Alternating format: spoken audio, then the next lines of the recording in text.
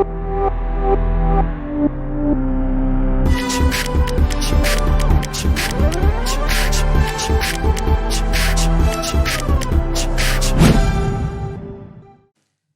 we have these two more questions again depending on modulus. पहले ये solve कर लेते हैं फिर ये सॉल्व करते हैं. Mod Z1 equal to 1 कुछ याद आया? Mod Z1 equal to 1 के रिलेटेड मैंने कुछ बताया था and that was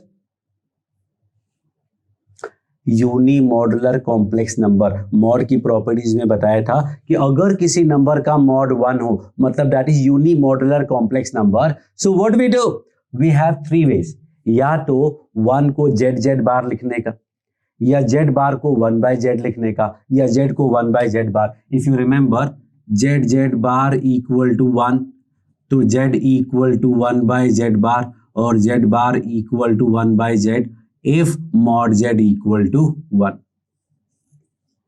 This is what we are going to use here for the first time because mod का वैल्यू 1 यहां दिया हुआ है. और एक और तरीका था, अगर ये सब नहीं कर सके तो z को cos theta plus i sin theta लिखते. So this is what I am going to solve now. मैंने बोला था 1 को z बार लिखना. 1 दिख रहा है, I can see 1. So what I am going to do is z1 minus z2 upon z1 into z1 bar minus this. That's your first method. 1 को z बार लिख दिया. Now what? z1 minus z2 upon z1 common आ गया, z1 बार minus z2 बार का mod. Mod तो आपको पता है मल्टीप्लाई डिवाइड हो तो ब्रेक कर सकते हैं क्योंकि mod of z1 by z2 is mod z1 upon mod z2 और mod of z1 z2 is mod z1 into mod z2 and conjugate split है उसको आप कंबाइन भी कर सकते हो, not going to make any difference. And now you have the answer. This is 1 already given और ये दोनों कैंसिल हो जाएंगे तो आंसर सीधा सीधा 1 आ जाएगा. बोलो कैसे? z1 माइनस z2 का मॉड और z1 माइनस z2 के बार का मॉड. कॉन्जुगेट का मॉड तो सेम होता है ना, z का मॉड और z बार का मॉड सेम होता है तो z1 माइनस z2 का मॉड और उसके कॉन्जुगेट का मॉड सेम होगा, कैंसिल हो गया. दैट्स इट, खत्म. सेकेंड मेथड इज अगर ये 1 वाला मैंने बोला काफी टिपिकल होता है, यू वोंट नो कि मुझे इस 1 को z बार लिखना है या यहाँ 1 मल्टीप्लाई करके लिखना है तो यूजुअली बहुत काम नहीं कर सकते आप उसका यूज करके. But these two are actually good. z1 minus z2 upon 1 minus z1 को I can write 1 upon z1 bar. z1 को I can write 1 upon z1 bar. z2 bar को we can write 1 by z2. Actually no, क्योंकि उसका mod 1 नहीं है, z1 का mod 1 है तो सिर्फ z1 में ही ये प्रॉपर्टी लगेगी. अब इसके बाद पॉज करो वीडियो और सॉल्व करो. मैं तो एलसीएम लेने वाला हूं.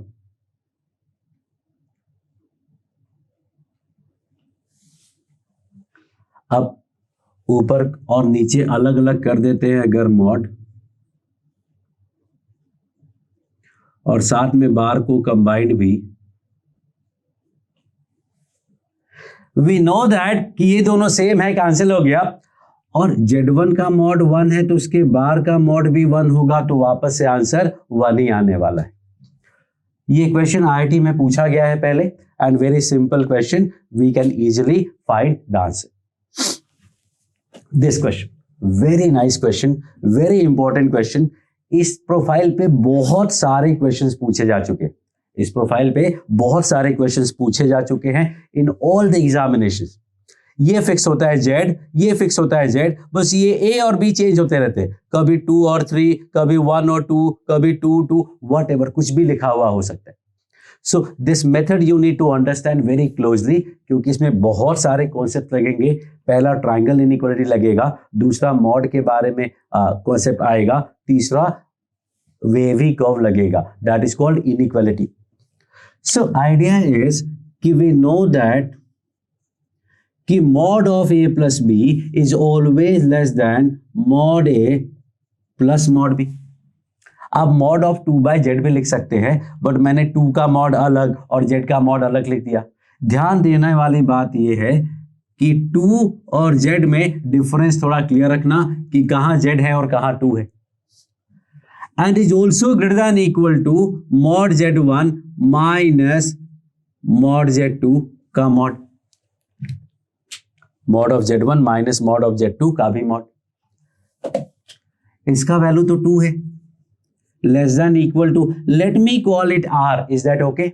मॉड z को r स्टैंडर्ड लिखते हैं तो r लिख देते हैं, प्लस 2/r। होता क्या है ना, z और 2 बड़ा कंफ्यूजन होता है, कहीं भी थोड़ी सी भी गलती हो सकती है, इसलिए ऑलवेज ट्राई टू अवॉइड 2 और z together. r minus 2/r। So one inequality tells me कि r प्लस 2/r का value greater than equal to 2 है, एंड दिस टेल्स मी कि इसका मॉड 2 से कम है। इफ सम नंबर का मॉड 2 से कम है तो वी नो दैट कि वो नंबर 2 से कम होता है और ग्रेटर देन इक्वल टू -2 होता है। You remember this, mod z less than a means x belongs to -a to plus a if a is a positive number। अगर a नेगेटिव हुआ तो पॉसिबल ही नहीं है, क्योंकि मॉड x का value negative number से छोटा नहीं हो सकता, क्योंकि मॉड तो हमेशा पॉजिटिव ही होता है। So these are the 3 inequalities we are going to solve. LCM लेंगे तो I will get r square plus 2 greater than equal to 2r। LCM लिया और r को इधर मल्टीप्लाई कर दिया, फिर से प्रॉब्लम है। इनइक्वालिटी में कुछ भी मल्टीप्लाई नहीं कर सकते आप दोनों side, because we know that inequality में पॉजिटिव नंबर मल्टीप्लाई करना is okay, but negative number multiply करने से इनइक्वालिटी का साइन चेंज हो जाता है। जैसे 2 less than 3, that is correct. मैं इसमें -2 अगर मल्टीप्लाई करूंगा तो -4 less than -6, this is wrong. -4 -6 से बड़ा होता है, -4 इज ग्रेटर देन -6। तो इनइक्वालिटी का साइन हमें चेंज करना पड़ता है if we are multiplying by negative number. But here we know that कि r जो है वो मॉड z है, पॉजिटिव ही होगा, इसलिए मल्टीप्लाई कर दिया। This gives me r square minus 2r less than equal to 2r, and this gives me r square minus 2 greater than equal to -2r. So these are the 3 inequalities that we are going to solve and find the answer. Usually answer ये middle वाले से आ जाता है। एक second, r square minus 2, okay, usually answer middle वाले से आ जाता है। पहले मैं यही सॉल्व करता हूं, r square minus 2r। ये सिंपल एक अलजेब्राइक इनइक्वालिटी है जो सॉल्व करने के लिए वेवी कर्व मेथड आप कहते हैं। बेसिक मैथमेटिक्स में सिंपल अलजेब्राइक इनइक्वालिटी यानी वेवी कर्व मेथड आपको पढ़ाया गया था, तो we are going to use that.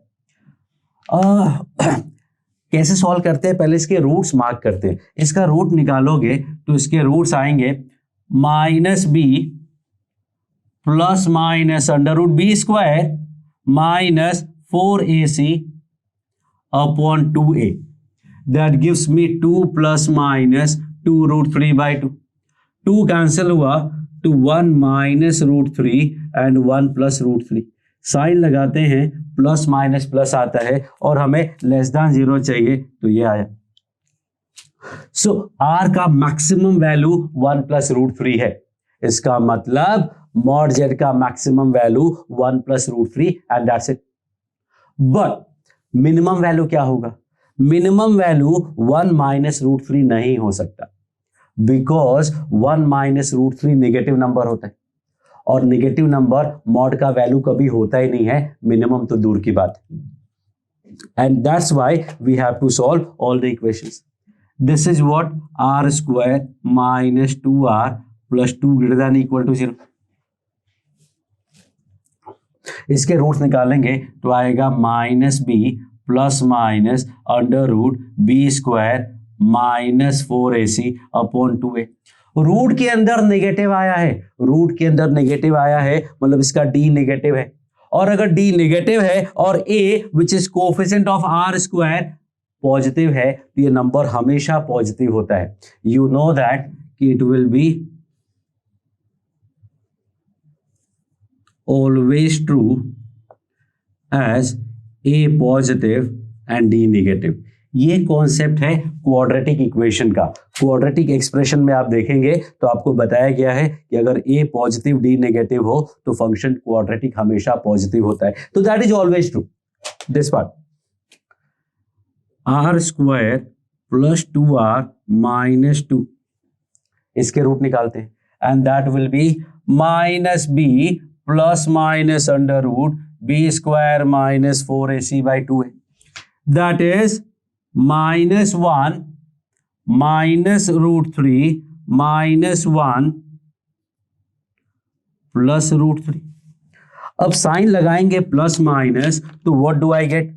I will get plus minus plus, और हमें पॉजिटिव चाहिए तो ये पार्ट। ये सारा स्टोरी इसके बाद आपको तभी समझ में आएगा जब आपको वेवी कर्व पता हो। अगर वेवी कर्व नहीं पता तो आपको ये सब कहानी नहीं समझ में आएगी। तो please if you don't know this, go and watch basic mathematics inequality. Inequality देखोगे तो समझ में आ जाएगा। So what we see that कि मॉड जेड का वैल्यू या तो इधर होगा एंड साथ में यहां भी होगा। इन सब का कॉमन पार्ट निकालोगे तो वी नो दैट कि मॉड का वैल्यू निगेटिव तो होता नहीं है, जिसका मतलब मिनिमम वैल्यू √3 माइनस 1 से स्टार्ट होगा और मैक्सिमम √3 प्लस 1 तक जाएगा। ये हमें मॉड जेड का वैल्यू है। तो मॉड जेड का मिनिमम मैक्सिमम की बात करें, क्लोज इंटरवल होता है एक्चुअली में, तो मिनिमम मैक्सिमम की बात करें तो minimum value is √3 minus 1 and maximum value is √3 plus 1। First triangle inequality, फिर उसको मॉड को ब्रेक किया और अलग अलग इनइक्वालिटीज को सॉल्व किया and we got the correct answer.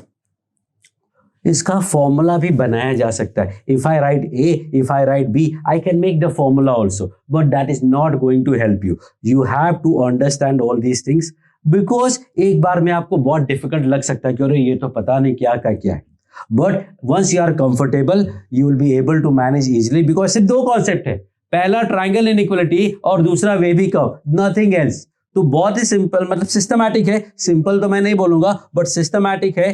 Triangle inequality और फिर वेवी कर्व से हमें सॉल्व करना and we get this answer. So will continue, so stay tuned.